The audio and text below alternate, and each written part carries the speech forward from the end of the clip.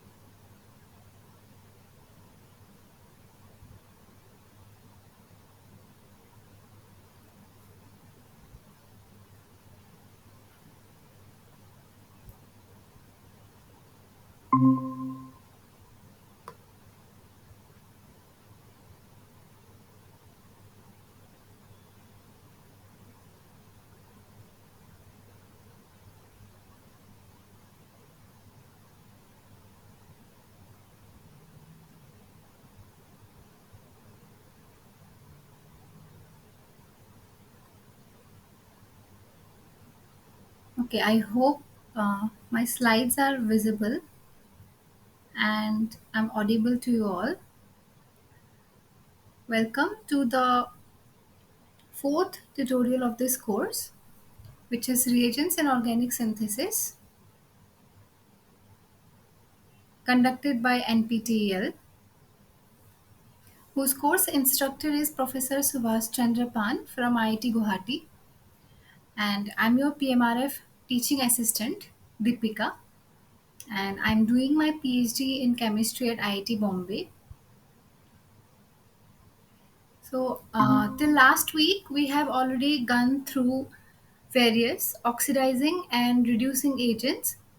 Today, also, in today's lecture, also, we will solve a few questions on the same topic, reducing agents, where we have boron as well as diballate, and questions from these reagents we are going to solve. Okay, I hope you all have also gone through the video lectures, because this week's lectures had a lot of information. Okay,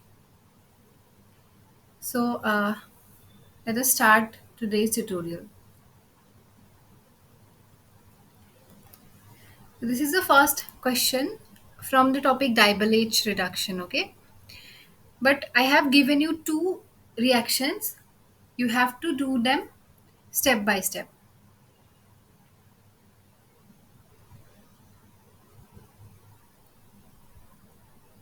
In the first step, you can see you have an alpha beta unsaturated ester which is substituted by a hydroxy group at the beta position. So, we are treating it with TBDMS chloride, which is a silylating agent in presence of imidazole base in DMF solvent. Okay, so these conditions are well known to perform to protect alcohols. Okay, so whenever we are having an alcohol functionality in the substrate and we are treating it with TBS chloride or TBDMS chloride, in presence of base, you will get the protection of the hydroxy group with silyl. And as you have a TBDMS group, that silicone atom will be linked to two methyl groups and one tertiary butyl group. Okay, so basically, this is the protection product I am talking about. Okay, this OH group is getting protected by OTBDMS. So that is the first step product. But this first step product is again subjected in presence of 2.4 equivalent of diable H. And you must note the equivalence of diable H used, okay?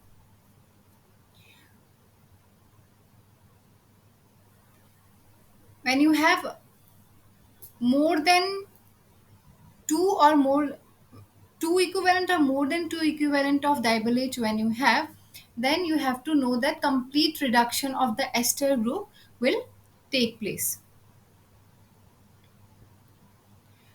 So if we revise the complete complete reduction of ester using diable H, you can see that the carbonyl oxygen will be first coordinated to the aluminium of diable H. Okay, it will donate its lone pair of electrons to aluminium, and in turn the hydride which is present on diable H will be transferred to the carbonyl carbon.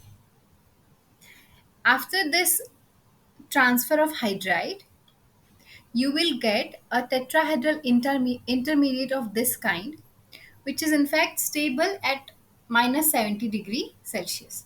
At low temperature, you can get this product as a stable intermediate, but as soon as you increase the temperature of the environment, this will no longer stay stable. Okay, and at the workup stage, when you treat it with aqueous medium, then you will get the cleavage of oxygen aluminium bond. Okay, this mechanism has already been discussed many times on the video lectures. Okay, so at the workup stage, you will get the oxygen aluminium bond cleavage, and in turn you will get the aldehyde as your first reduction product. But you have to remember that you are given 2.4 equivalents of diable H. That means this will not stop at this aldehyde stage. This aldehyde will again react with more equivalents of diable H, and then finally you will get the reduction of the aldehyde, the formed aldehyde into primary alcohol. Okay, if you were given only 1 or 1.5 equivalent of diable H, you have to write aldehyde as your product in this place. Do not forget, okay? Equivalent plays a very important role in diable H reduction reactions. So I guess this was a very easy question for you. So first, the oxygen group will be protected by silyl. That is a straightforward step. And then your ester will react with Diable H. And you have to note down that Diable H is not interfering with the protected alcohol group. Okay, it is only reducing the reactive ester completely into primary alcohol. So you can say that O-silylated alcohols are inert to Diable H. They will not fall off in presence of Diable H. So this will be your final product of this reaction. Then we have another question from the same topic, Diable H. But one more new reagent or new reaction you are going to learn in this question, okay? And that has not been covered yet, but you can see this very interesting reagent because it has been used in organic synthesis very, very widely, okay? So if you look at the substrates, you are given ester or amide, okay? And you are treating them with Diable H and consider only one equivalent of Diable H in this question. And I will give you a hint that that one equivalent of Diable H will react with both these two substrates and give you the same product at the first step. Okay, as you have already gone through the video lectures and the examples that were covered, you must know that. And in question number one, also, I have already pointed out that the ester will react with Diable H to give you aldehyde. Okay, one equivalent of Diable H will give you aldehyde. Amide similarly also gives you aldehyde when you are treating it with one equivalent of Diable H.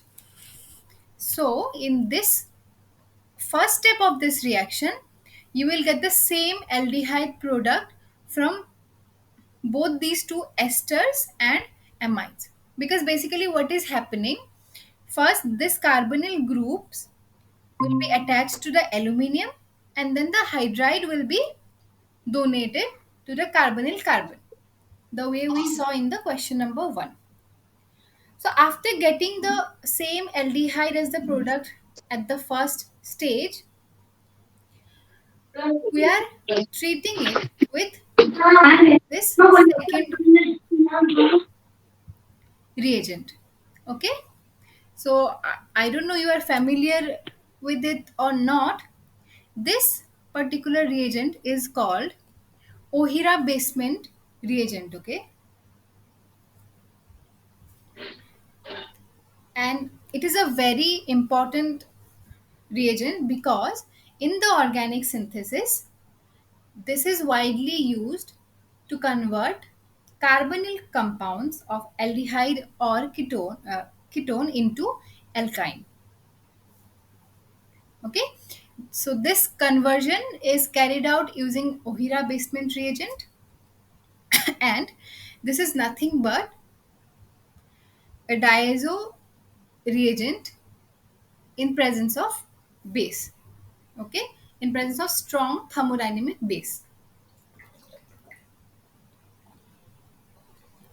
So let us look at this mechanism step by step so that you do not have any confusion about this new reagent. Okay, what happens, you have a base in the medium.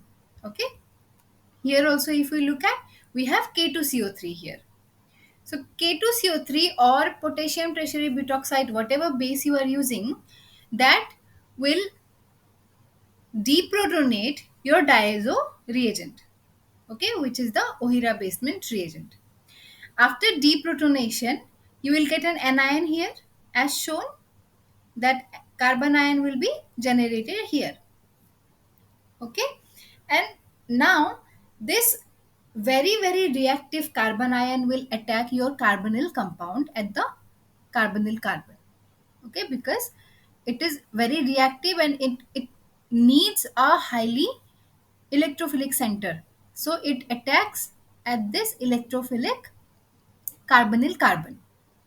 After the attack, you can see the arrow pushing will be like this. Okay, arrow pushing will go to oxygen in this way. So in the next step you will get an intermediate of this type. Okay. Now this oxyanion will attack at the phosphorus center because it is at the very near periphery of this oxyanion, right? So this oxyanion will attack at the electron deficient phosphorus center, and you will get a phosphatane intermediate of this type. If you look at the structure of this intermediate, you will remember that we get a similar kind of intermediate in Wittig reaction. Okay, there also you get a phosphatane kind of intermediate. So in Ohira Basement also, when you go step by step, you don't have to memorize anything. You just have to logically push your arrows from electron rich center to electron deficient center, and you will end up reaching at an intermediate step of this type. So now after the formation of this phosphatane, just like in Wittig reaction, the cleavage of bonds happen. Here also, this byproduct will be eliminated. Okay, and in turn, you will get a vinyl diazo intermediate of this kind. Okay, this vinyl diazo intermediate now will undergo nitrogen molecule elimination because these two intermediates are very reactive, okay, highly reactive, and they will try their best to get stabilized. So to get stabilized, the first step will be nitrogen elimination, and after the nitrogen elimination you will get a carbene, okay, which will be rearranged into an alkyne, which was our desired product. So this new reagent is widely used, like I said, to convert your carbonyl compounds into alkynes. So if we go back to our question, you have an ester or amide, and first we treated it with dibyl H. Then in the second step, we are treating the product, whatever we obtained here, with Ohira basement reagent. You can go through the mechanism again if you have any query, because the video recording will be uploaded on YouTube, okay? Or you can just search Bestman Ohira or Ohira basement reagent. You will get the mechanism very nicely on any platform of internet, okay? So for now, you just have to remember that the carbonyl compounds are getting converted into alkyne using this Ohira basement reagents. So your product will be same for both these two starting materials. Okay. So then we have our next question again from dibyl H part. Okay. But I think this kind of reaction was not discussed in the lecture. So, if I remember, phosphorus starting materials were not discussed. So, I have included this reaction so that you can see how they are reacting in presence of dibyl H. First, we are reacting it with dibyl H. You will get this product which is masked by the blue box. That blue box masked product will react with borane.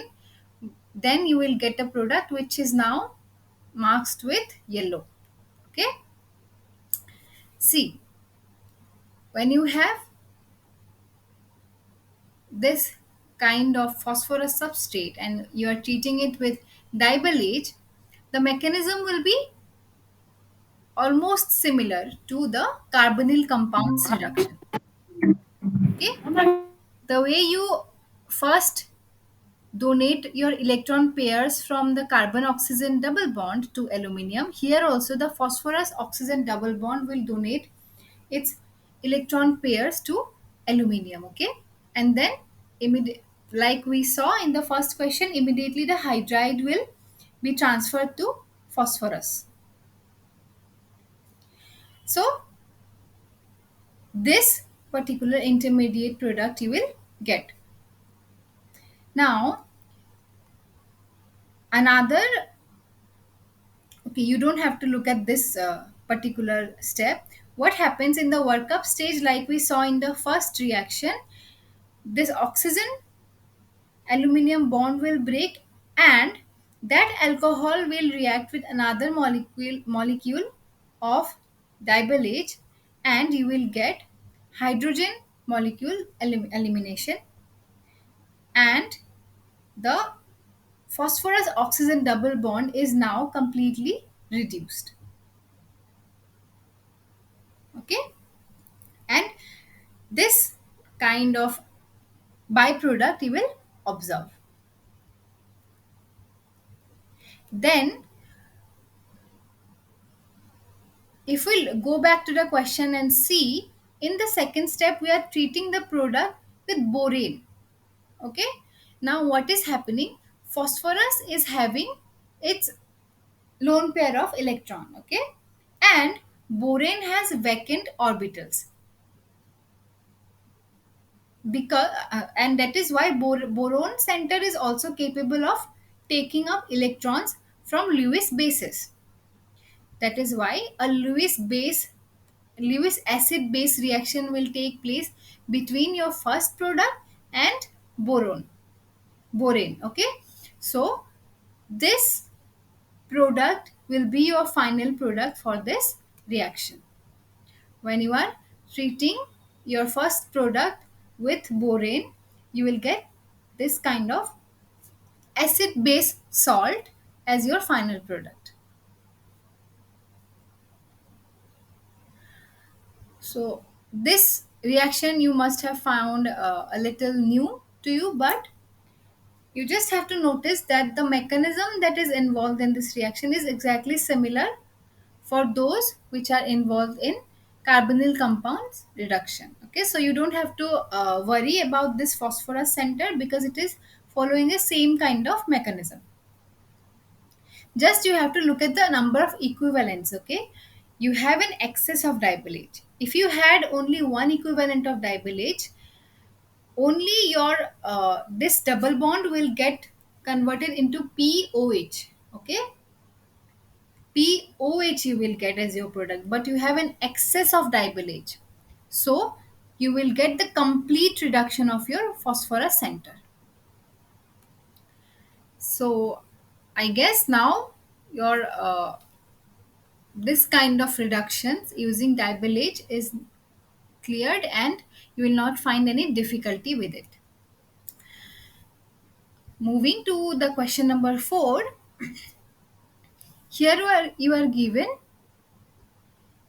this hydrogen, and you are treating it with a carbonyl compound. Okay, followed by treatment of the of whatever the product was with 4 equivalent of KOH base. Okay, so the product also I have shown here, which is a saturated compound, and the carbonyl group is completely removed. Okay, at this center you can see now complete saturation is obtained, having an aryl substituent at one side, and whatever the R is, you just have to look at this center. Okay, 2 hydrogens are replacing your carbonyl group. Let us look at the mechanism. Okay, I have put this question only for the mechanism of the question. This is nothing but similar to your Wolff-Kishner rearrangement. So let's see how the mechanism goes. You have a carbonyl compound first, and you are treating with 2 types of hydrogens. But for this particular question, we have to focus on a hydrogen of this type. Okay, so it is matching with this one. Okay, just in place of NH2 you have to keep methyl for this methoxy for this question, but the mechanism will be exactly same. Okay,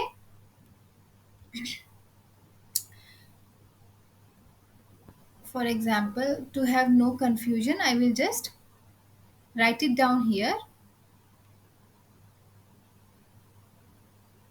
As you are here, you are seeing NH2. This NH2 you can replace with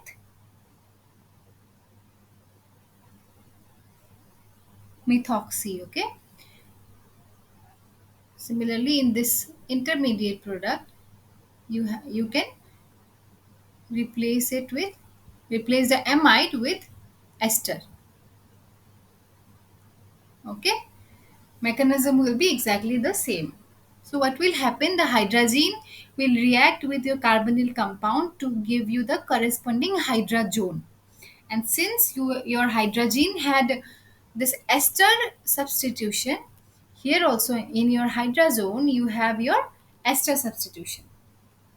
Now in presence of base, what happens, this substitution is completely getting removed. Okay, in presence of base, in ethanol solvent and heat, you have to remove the substitution completely. In fact, in the subsequent step you will get a nitrogen atom, a nitrogen molecule elimination from the intermediate product 5. Okay, you can go through your Wolff-Kishner rearrangement mechanism, because this mechanism is not very briefly is not very well explained. Okay, this is missing a lot of intermediate products here, so I would suggest please go through any book or any research paper where you will get the detailed mechanism of Wolff-Kishner rearrangement. Okay, basically, okay, this is the better version of the mechanism. Okay, what will happen after the formation of the hydrazone,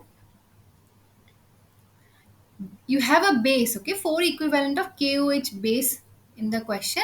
So after the hydrogen formation, the base will abstract the proton from here, and the anion which is getting generated will eliminate your will push its electron pair towards the carbonyl and will eliminate your methoxy substituent. Then in turn you will get a cyanate intermediate of this type. Okay, and this cyanate will then take a proton from the ethanol which is given in your reaction, and then after carbon dioxide and nitrogen elimination you will get the complete reduction of your carbonyl compound. Okay, so thus you can see how the initial carbonyl group of your question is getting converted into two hydrogens. It is getting converted into CH2. Okay, CO is getting converted into CH2.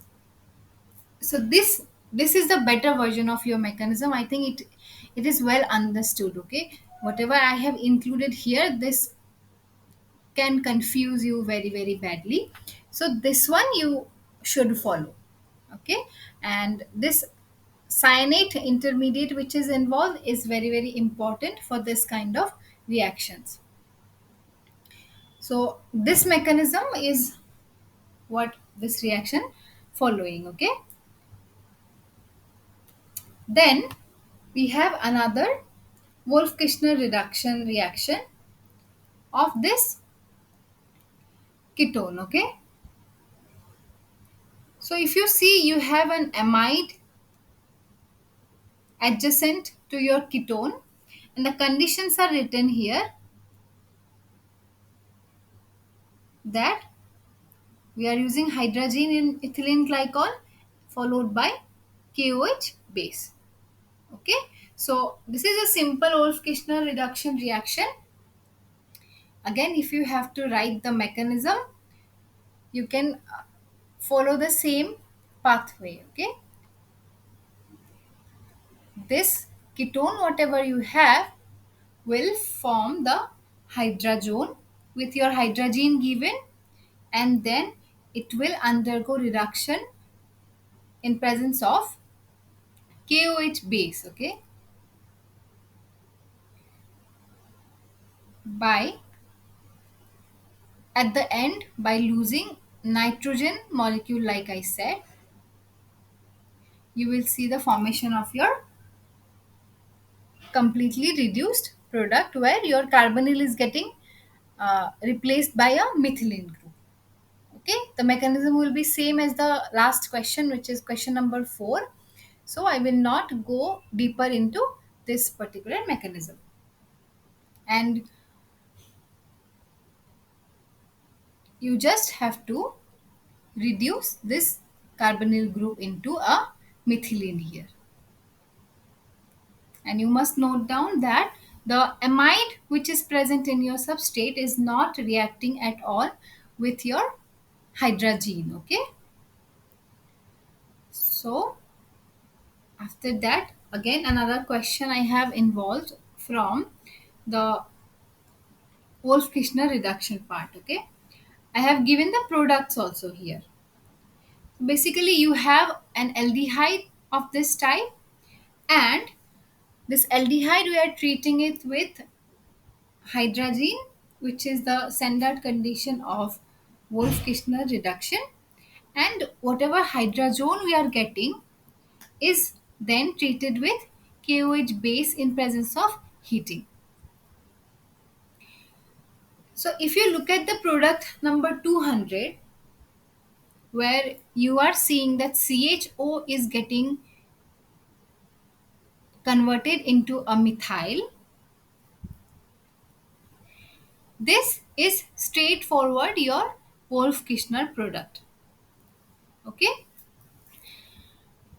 so nothing to worry about for the formation of product number 200, because simply your carbonyl is getting replaced by a methylene. But if you see the 202 product, this is not the expected product from a Wolff-Kishner reduction, isn't it? So for the formation of 202, you must know the kind of mechanism involved in these reactions. When you have a, a cyclopropenyl aldehyde, okay, and since your aldehyde is a substituent which is very very statically constrained, and this tries to open up as soon as possible, you can observe a product like 202. So let us go through the mechanism so that you can understand how the product number 202 is forming.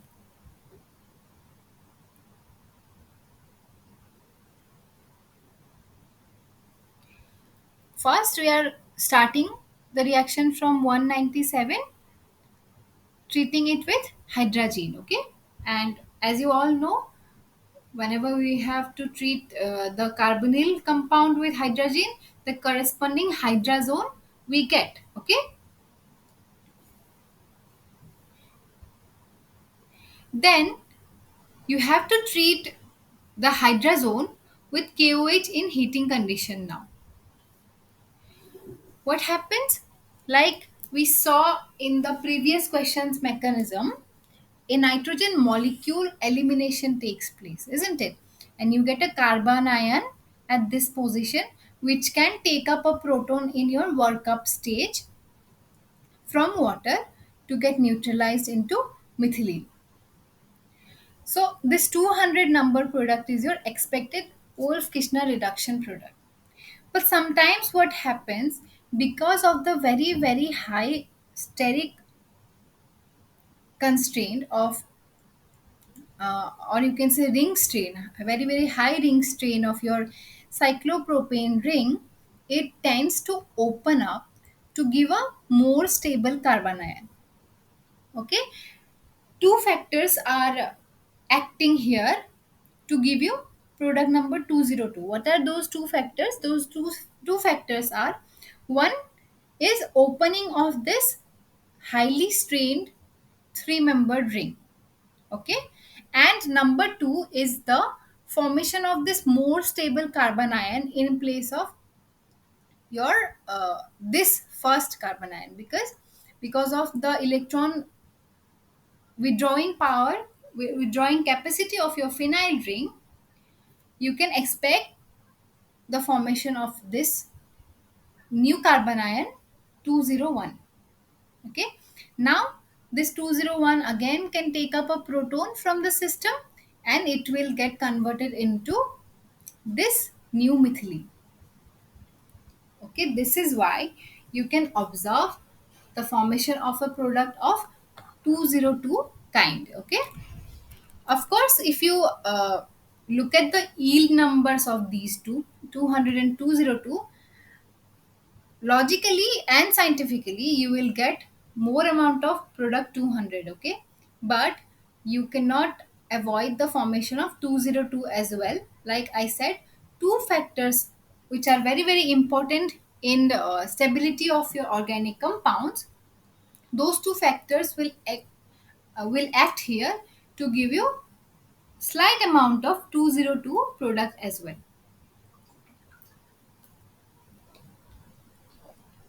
Thus, whenever you have a question where you have to carry out Wolff-Kishner reduction on cyclopropane carbaldehydes, you have to look at the side product formation also. Okay, so I hope this is clear. Let us move to the next question.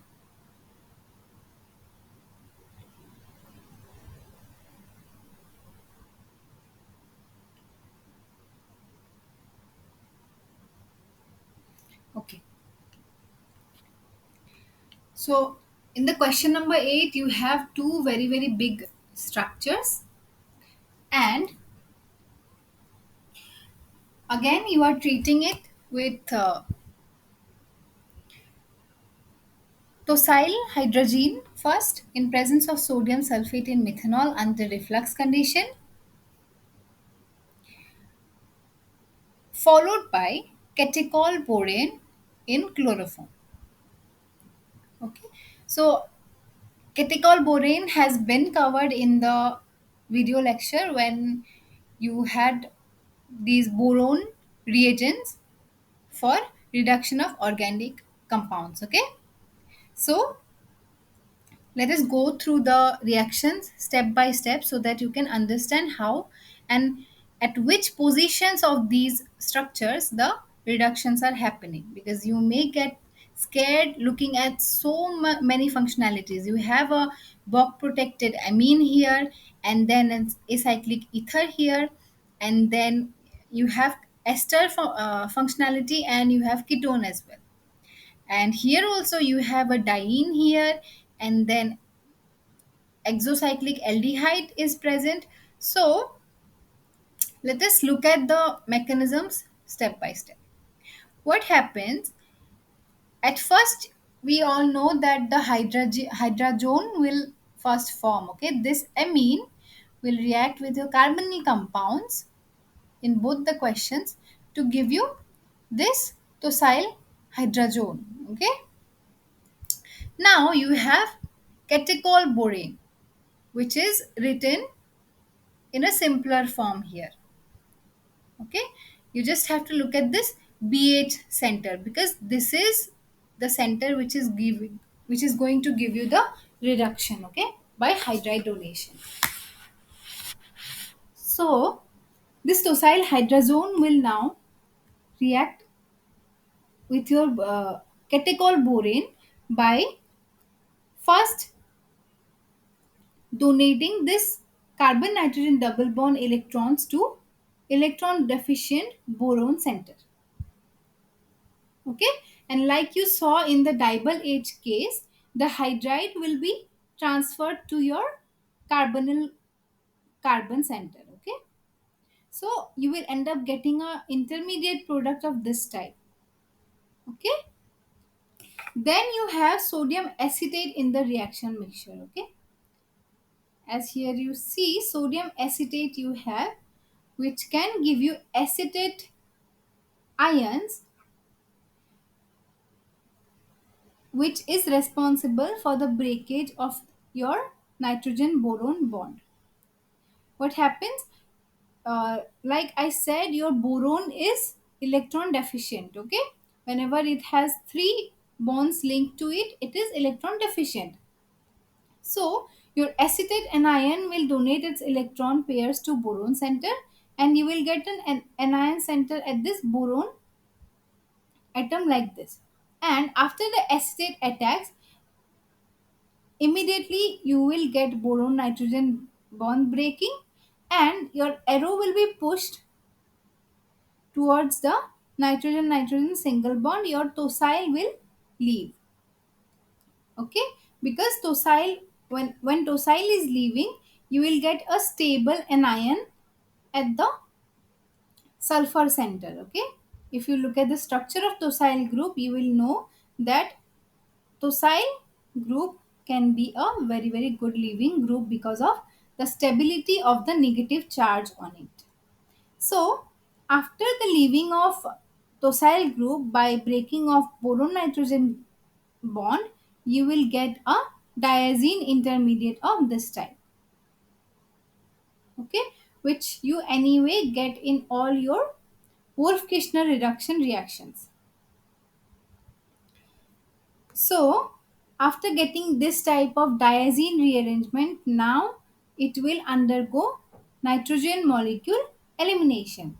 Okay, so you will get a carbene of this type or anion at the center. That anion will take up proton from the environment when you are doing workup, and you will get this methylene group at the position of your carbonyl.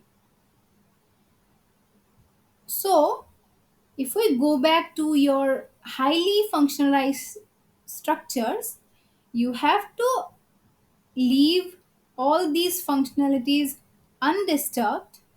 Here also all these diene functionality you have to leave undisturbed, because only your carbonyl groups are reacting here.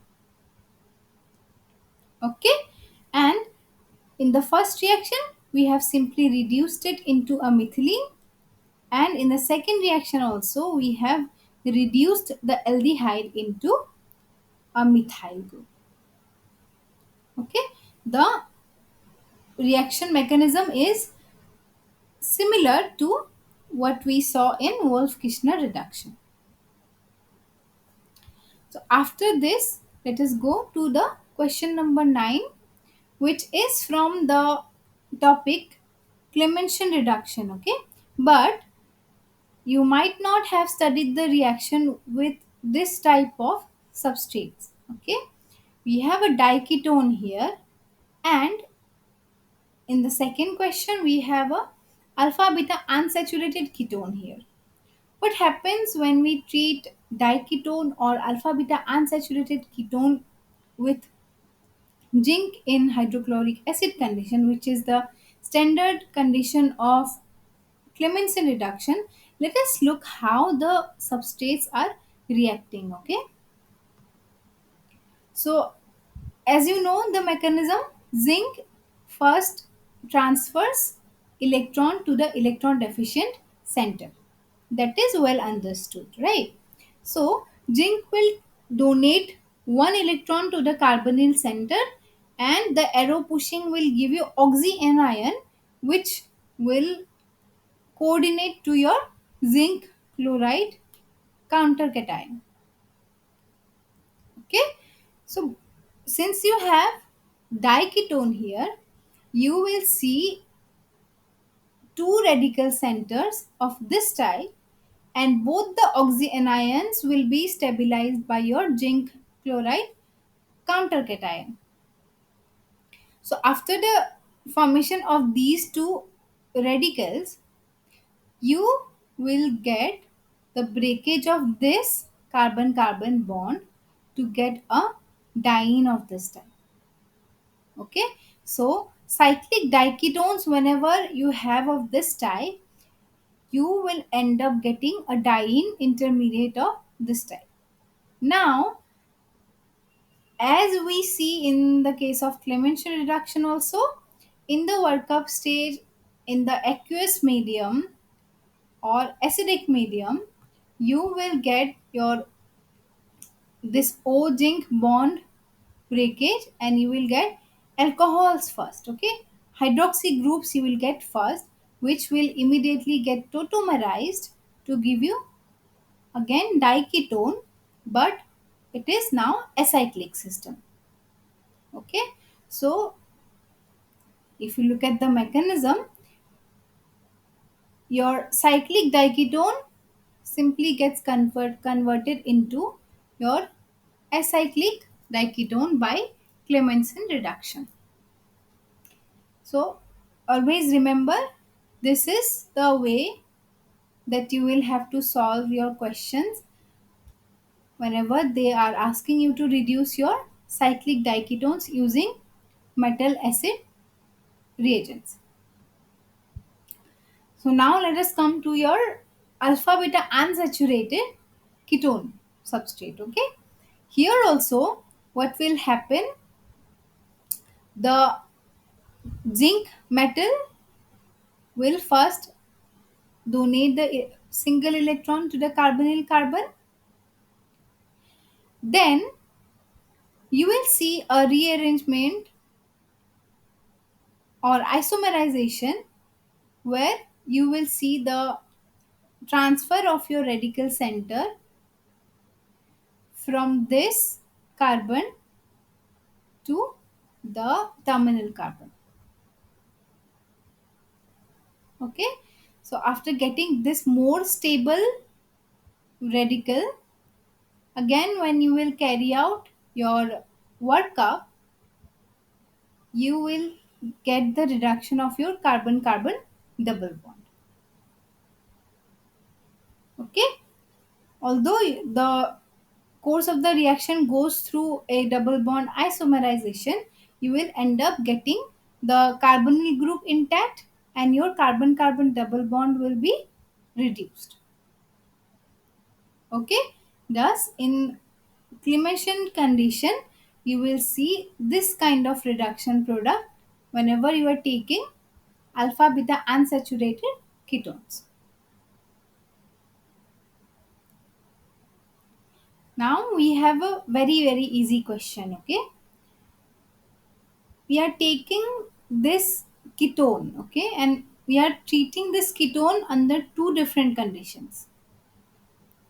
So in both these two different conditions, you will get first two different products, and I have marked the products with blue color box, and both these two products will be definitely different because the conditions are different. In one we are treating with, of course both are base, but these two bases have very distinct and different properties. Okay, and if you look at the temperatures also, one reaction we are carrying out in room temperature and the second one is being carried out at minus 78 degrees Celsius.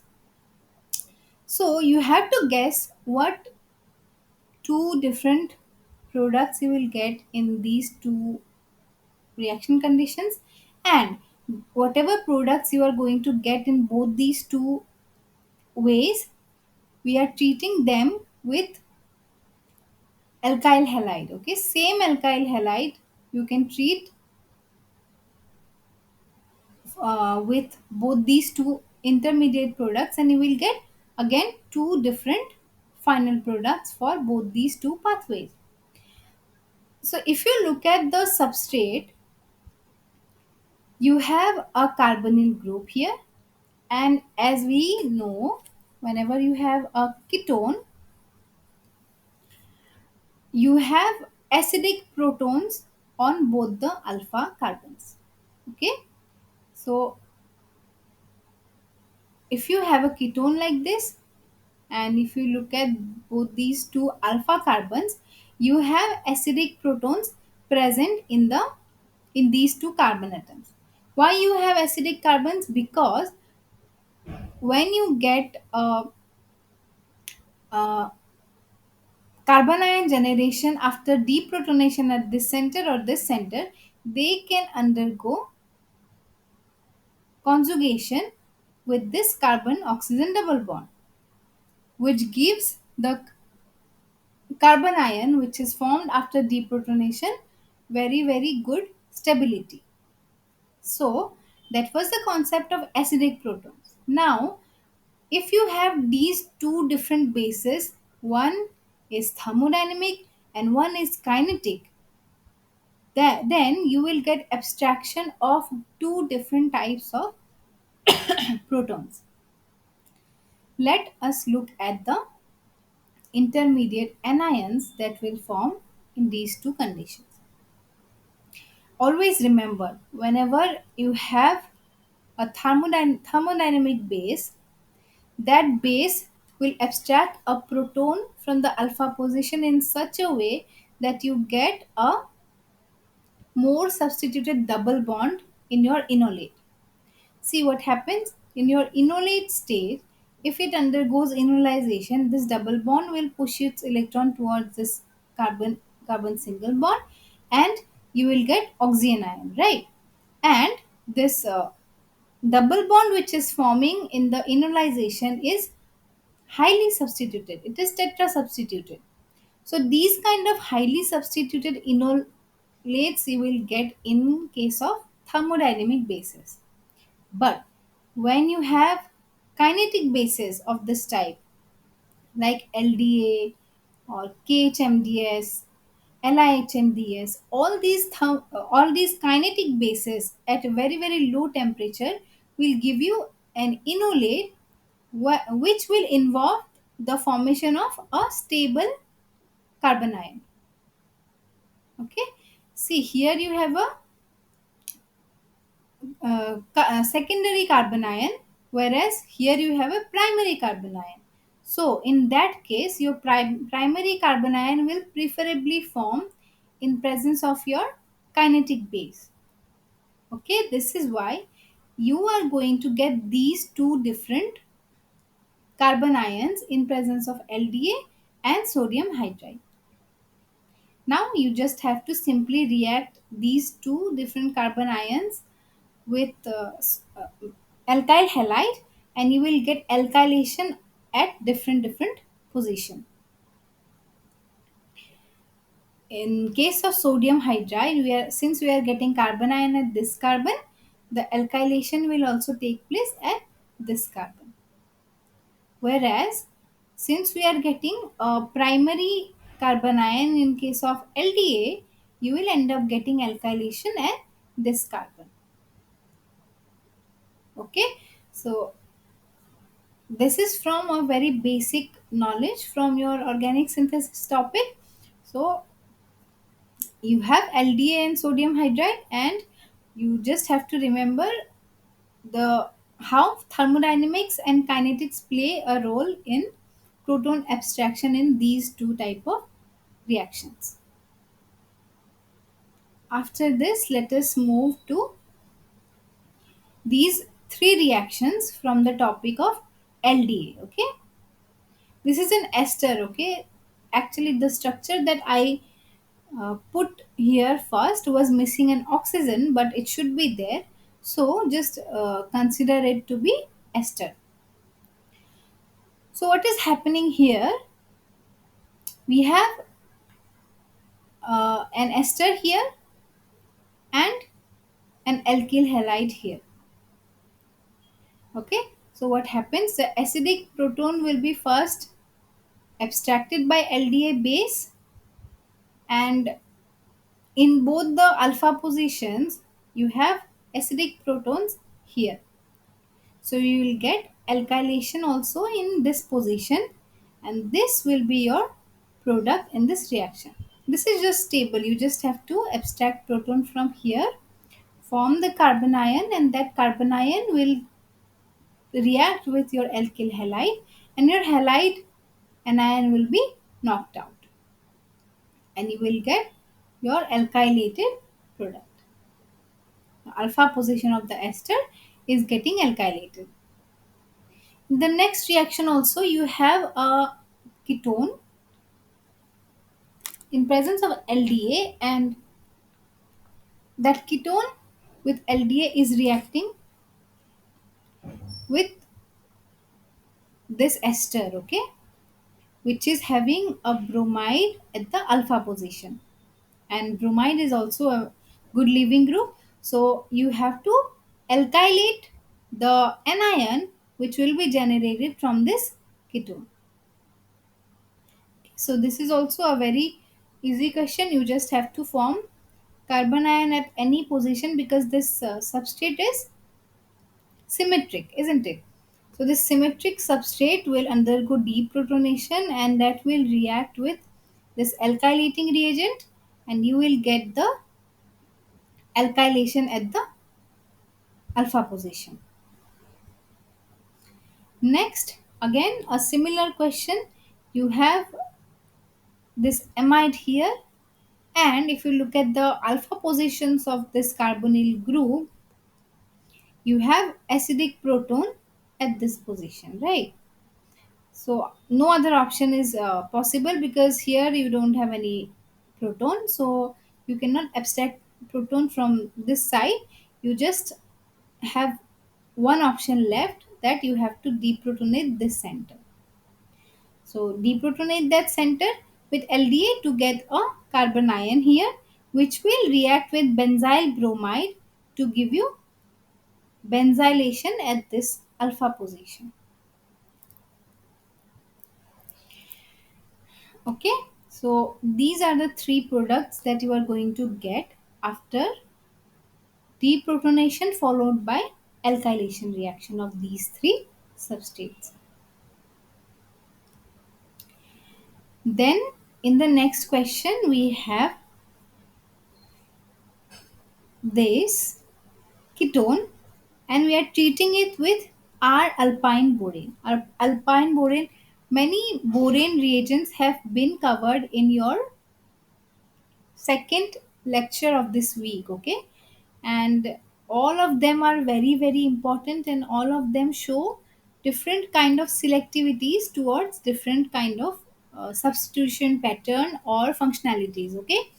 Please go through all those reagents and try to make notes of your own from those slides of the video lectures, okay, because otherwise you, if you do not make notes, it will be very difficult to remember or memorize things, okay. You will not understand the concepts if you do not revise those things, because so many information was there in the second video lecture of this week, okay.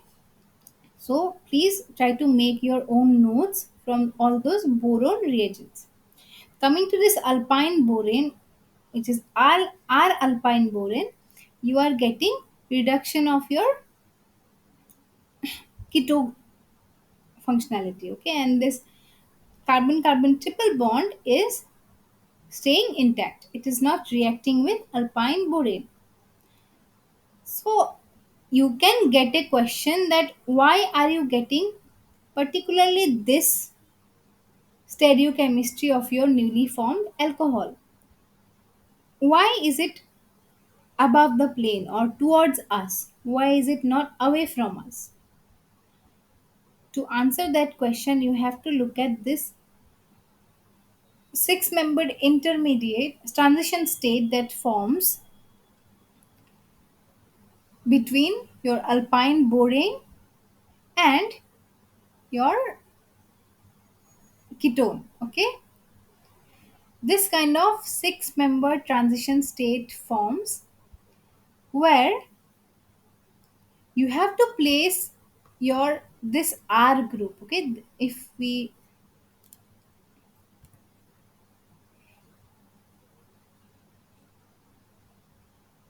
we denote this particular substituent as R, now you have to place this R and this alkynyl substituent in equatorial and axial position of the six membered cyclic transition state. And you must know that the bigger groups you must place in the equatorial position of your cyclohexyl kind of intermediate or conformations. So since your R is very big here, that is why you have to place your R group in the equatorial position. And in turn, you have to place your alkynyl substituent at the axial position. After that, when you will transfer your hydride from the alpine borane to the carbonyl group, this transition state will lead to the formation of a product where this particular stereochemistry will be observed. Okay, hydride will be donated from this plane and your OH will be pushed towards the above. Okay, and this is why you will get the formation of this kind of stereochemistry in the product. After solving the question from the alpine borane, another question from the borane topic is here. So here we have simply taken a disubstituted alkene, okay, and you have to react it with your borane reagent, and in the second step we are also oxidizing the product which you will get in the first step. Okay, so this boron reagent is nothing but diisophenocamphonyl borane. Okay, you just have two substituent alkyl substituents at the boron center, and these substituents are called isophenocamphonyl. Okay, so this reagent, let us look at how it is reacting.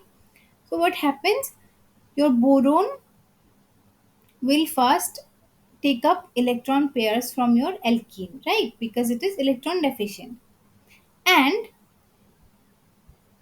the borane will transfer its hydride from the phase opposite to the one from which it is connected to the carbon carbon double bond. Okay, that is clear.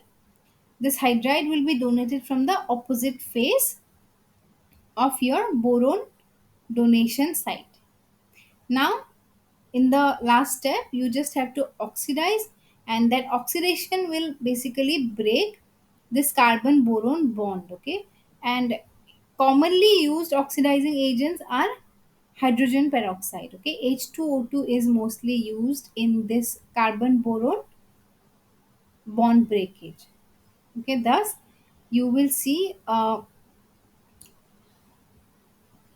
hydroxy substituent which will simply replace your borane substituent at your carbon carbon double bond.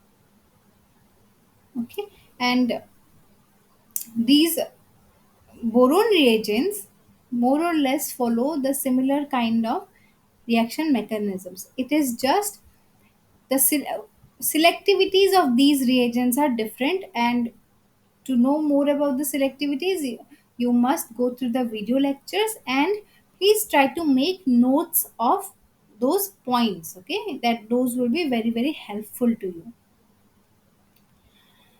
you. Now one uncommon question is here. Okay, it is from the topic alkyl silane. Okay, you have an alkyne here, and you are taking two step reactions here. Okay, in the first step we are using silver triplet PTSA in DCM. This condition is simply your Lewis acid condition, and what happens in this condition, this hydroxy group attacks at the alkyne because of the coordination of your Lewis acid, which is silver triplet here, that will coordinate with your alkyne, and your that coordination will make your alkyne more reactive, because of which your hydroxy will attack at the alkynyl functionality. Okay, first step is simply doing that. Now, what is the role of your trithylsilane here? Let us look at the reaction mechanism and we will try to understand what silane is doing at this reaction mechanism, because you will get to understand how silane participates in reduction reactions of this type. Okay, so like I said, first what happens, your alkyne will coordinate with your Lewis acid, and then that coordination will increase the reactivity of your carbon carbon triple bond, and hydroxy group will attack at this carbon position. Although you will first get your exocyclic double bond, like if I try to draw, the very first intermediate product you will get will be of this type: oxygen here,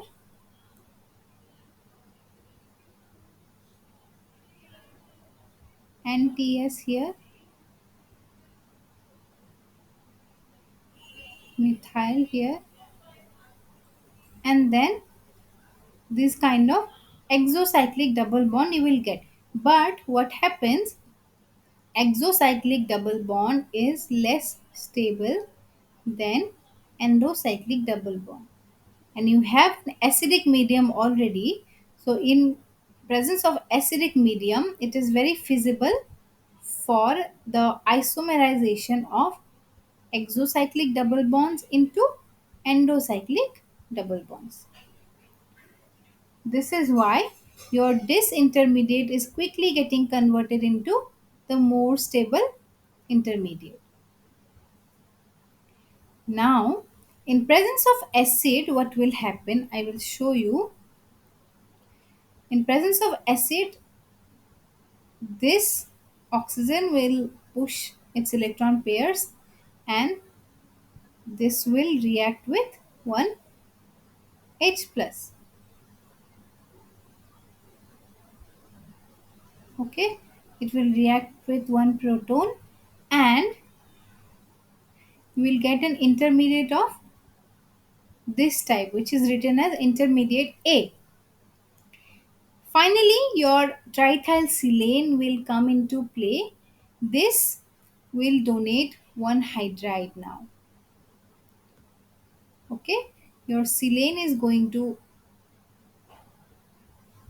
donate a hydride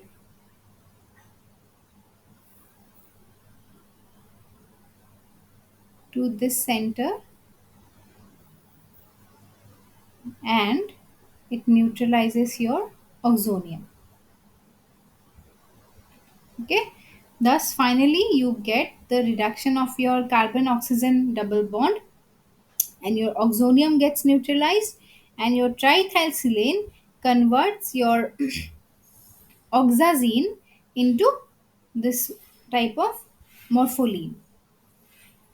Okay, so conversion of oxazine to morpholine is being done by using trithylsilane.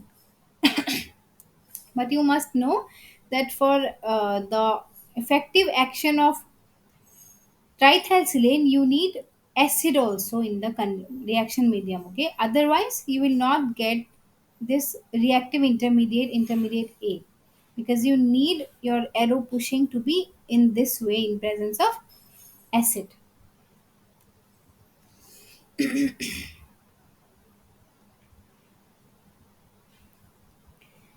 After that, we have another question where we have a double bond, tri-substituted carbon-carbon double bond here, and we are treating it with diamide. And you are seeing that we get two different products, 19 and 20. But if you look at the yield numbers, 19 is forming in 99% and 20 is forming in 1% only. So why is such a huge difference in the percentage yield of 19 and 20 is observed? Let us look at the mechanism and we will try to understand the difference of yield. See what is happening. When this diamide is reacting with your double bond for reduction, in the video lecture, Pansar had already told that diamide always transfers its hydrides from the same phase. Okay, syn addition of hydrogens takes place across a double bond. Okay, so here also you will observe the same kind of transfer of hydrogens, but from which phase the very first hydrogen will be transferred? Because see, on one phase you have this methylene group, okay, and on the other phase you have this dimethyl substituted methylene. Okay, out of these two, if you compare the steric hindrance that will be imposed on the faces, this one will definitely have more steric hindrance. Okay, so the diamide will not approach the double bond from the side of this dimethyl one.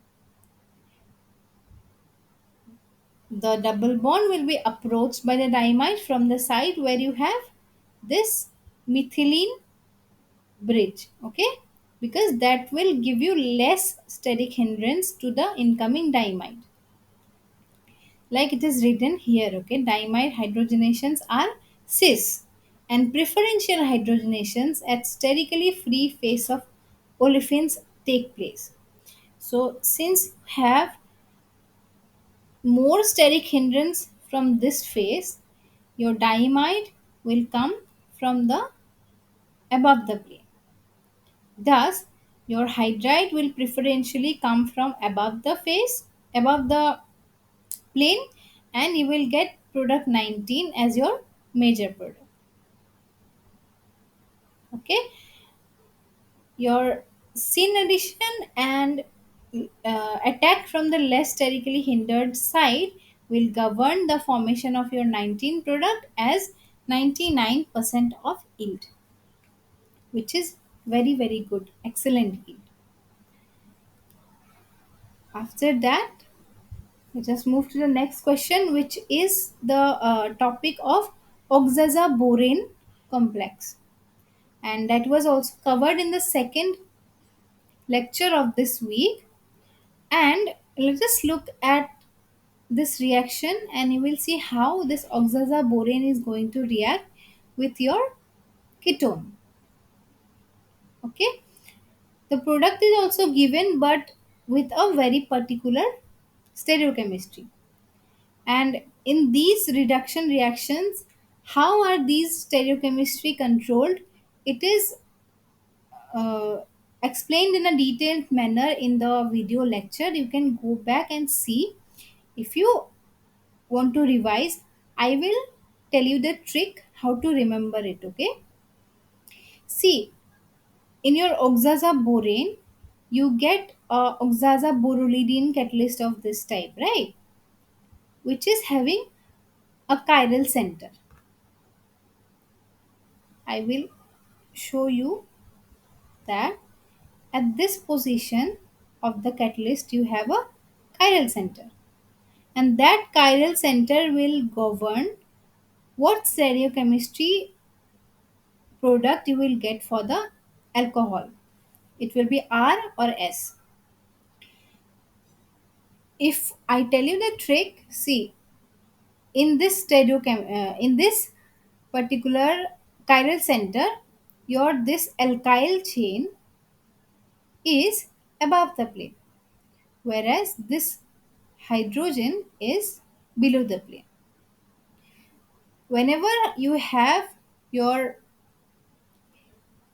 hydrogen atom below the plane, in that case we are going to transfer our hydride from this borane complex from above the plane of your carbonyl compound. Okay, or you can remember as, whenever you have this alkyl chain above the plane, the hydride will be donated from the above the plane. If you had the structure of this type, suppose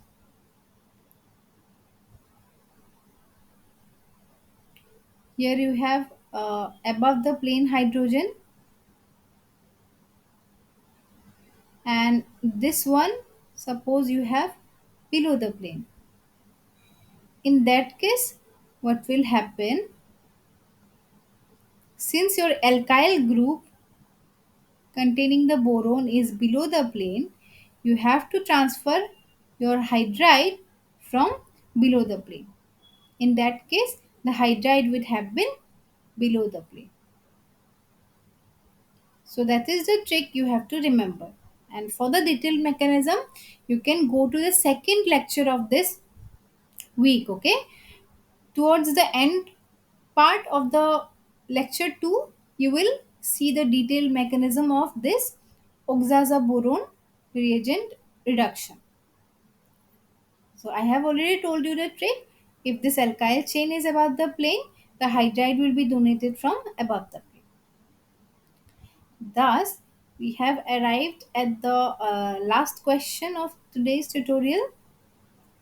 Let us just go back quickly and see what were the questions that we solved today, okay? In the very first question, we had this hydroxy ester having an alpha beta unsaturated ester group. First, we treated that alcohol to protect this alcohol with TBDMS group, okay? And we also revised the dibyl H reduction to get the ester reduction into primary alcohol in presence of dibyl H. We also talked how equivalent play a very big role in dibyl H reduction reactions, and if you were given only one equivalent here, you would have gotten only CHO product here.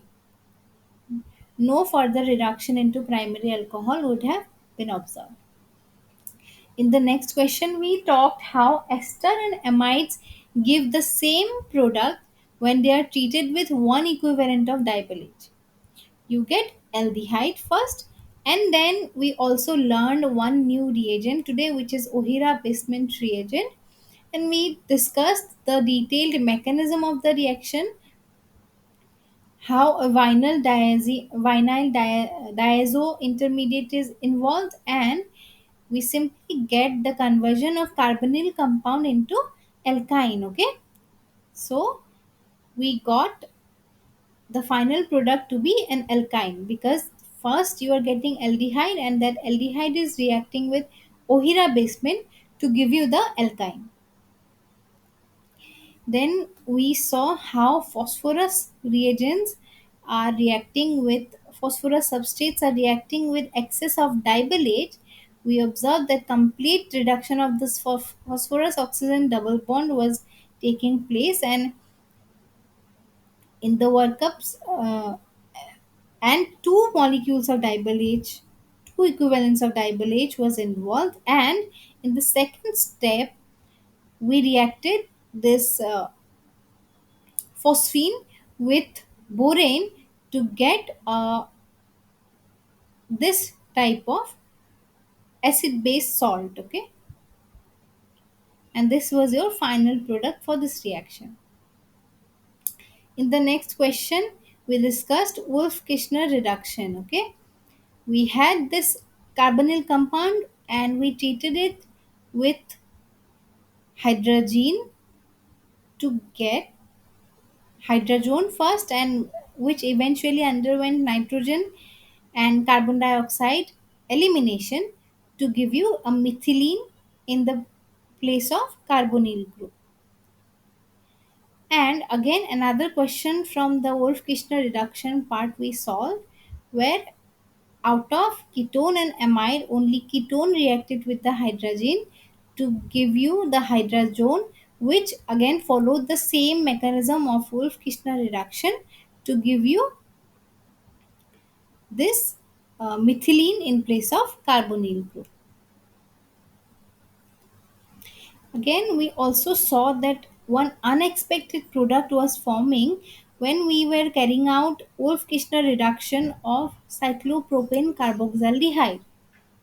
And in these cases, due to the formation of a stable carbon ion, we were observing the formation of this 202 unexpected product. Okay, and 200 was forming following the as usual pathway. We also saw how in these two highly functionalized substrates we got reduction using tosyl hydrazine followed by catechol borane, which also followed similar reaction mechanism as Wolff-Kishner reduction, and we simply got reduction of aldehyde and ketone only, leaving all these other functionalities intact. Then we came to Clementian reduction of cyclic diketone and alpha beta unsaturated ketones, and we saw how the cyclic diketones get converted into an acyclic diketone in presence of the metal in concentrated acid condition. And similarly, the alpha beta unsaturated ketone got converted into the saturated ketone at the end of the Clementian reduction. Then we talked about how kinetic and thermodynamic bases lead to the formation of different enolates, and when we treated those enolates with the same alkyl halide, we got alkylation at different positions because of the formation of kinetic versus thermodynamic enolate. Okay, and following those principles, we solved these three questions where we went to abstract the most acidic proton first, and that most acidic proton abstraction led to the formation of an alpha carbon ion and enolate, and that enolate got alkylated in presence of these type of alkylating agents. Then we talked about the reduction of carbonyl group into alcohol using R alpine borane, and we saw how this kind of stable transition state where your bulky group is in the equatorial position led to the formation of this particular stereochemistry of the alcohol. Then we came to this boron reducing agent where we use diisophenol borane, and we observed that the hydride transfer took place from the opposite face of the borane carbon boron bond, and finally oxidizing agents like H2O2 led to the breakage of boron carbon bond to give you an alcohol. Then we also saw how trithylsilane reacted with these kind of oxonium intermediates, and these type of enol ethers got reduced by hydride donation of trithylsilanes. And at the first step, we also saw how the stability of endo carbon carbon double bond led to the formation of this type of intermediate product in this particular reaction. Then we went to the diimide reduction where diimide was hydrogenating the carbon carbon double bond in cis fashion, and preferentially hydrogenation was taking place from the less sterically hindered phase, which is containing this CH2 bridge. Okay, this methylene bridge was contained. Then finally we talked about this Kore Bakshi Shibata reaction where we used oxaza borolidine catalyst, and we also talked that if the boron containing alkyl chain at the chiral carbon is above the plane, the hydride is also getting transferred from above the plane, provided your larger group is on your left. Okay, here it is written your larger group must be on the left of your substrate.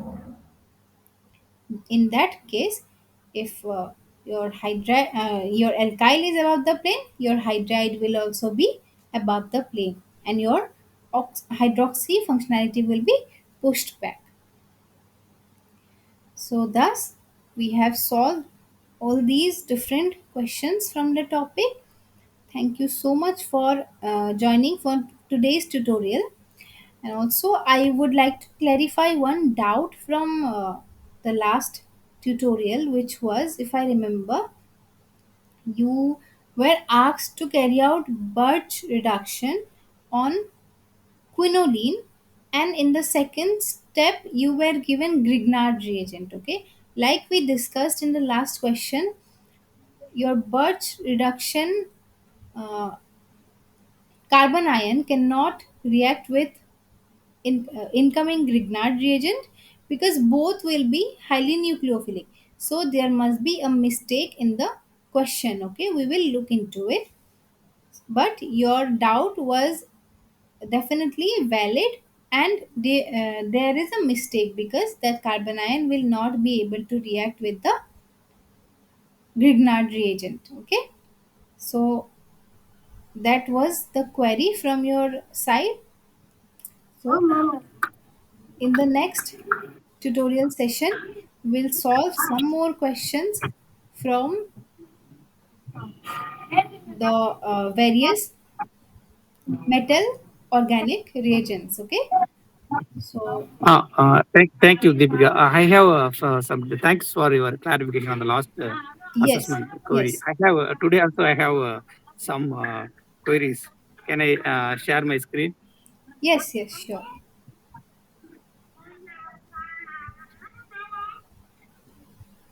Just a minute. Yeah. In this last fourth assessment, this is 1 minute. I'll come from the first. This is the first. Is it my screen is visible to you? Not really. Not visible. Just a minute.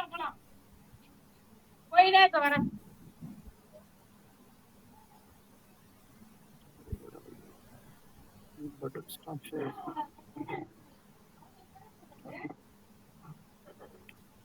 Is it visible now? Yes, yes, Okay, thank you. So this is the first question. Here they given one keto functionality and one aldehyde functionality, and they okay, were using this aluminum reagent and yes, then dibond. yes, Actually, this one is selective reduction of ketone in the presence of aldehyde. yes, So definitely we will get this ketone to alcohol, and this aldehyde is untouched. yes, But they given the answer is the second one. If at all this alcohol is reacting with this aldehyde, it will form ketol. And that ketol to be convert, if we want to convert to the ketone, we need the oxidation, not a reduction. yes, But yes, they given the answer is this one. So this one they mentioned is wrong, and they given this one. Do you have any idea about this? yes. To me also, this particular answer looks wrong Mm. because there is no possible way of formation of this product, right? The second product. Yeah, yeah.